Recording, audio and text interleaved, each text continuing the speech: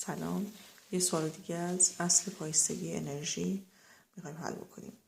سوال میگه آونگی به جرم M و طول 2 متر، یعنی ال ما هست 2 متر، در شرایط خلا به اندازه 60 زاویه 60 درجه از وضعیت قائم منحرف شده و از حال سکون رها می شود. تندی آونگ هنگامی که از وضعیت قائم می گذرد، یعنی این نقطه، چند متر بر ثانیه است.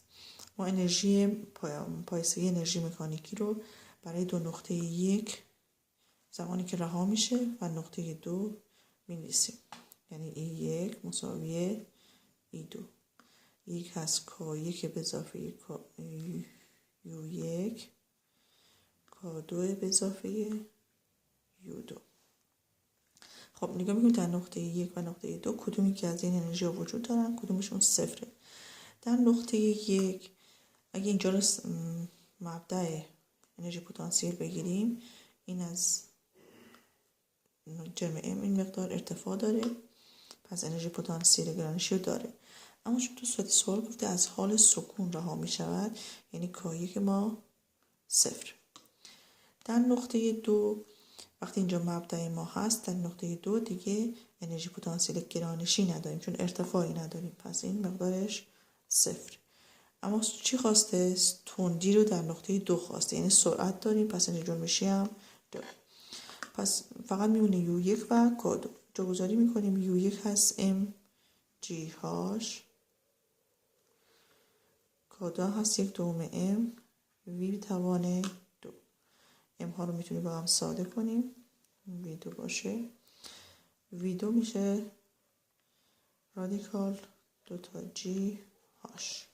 الان یعنی ما اگه مقدار هاش یا ارتفاع داشته باشیم، مقدار ویدو رو میتونیم حساب کنیم. حالا مقدار هاش رو چجوری حساب کنیم؟ خب از نسبت‌های مثلثاتی استفاده میکنیم. این قسمت اگه یه مثلث در نظر بگیریم، برابر ال کوسینوس 60 درجه است. این قسمت هم که اچ کل این اندازه، اینم کلش اندازه کلش میشه المون که هست 2 متر. پس این از بالا تا پایین ال هست، این تیکه ال کوسینوس 60 درجه است، این تیکه هم که اچ ما هست. پس برای اچ میتونم بنویسم ال منهای ال کوسینوس 60 درجه.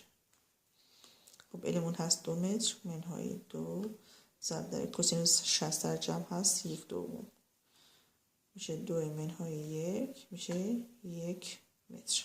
پس به جای اچ میتونم 1 بنویسم، میشه 2 ضرب در جی هم 10 میگیرم در 1 میشه رادیکال 20. پس تندی اون هست ویدو میشه رادیکال 20 متر بر ثانیه. خسته نباشید.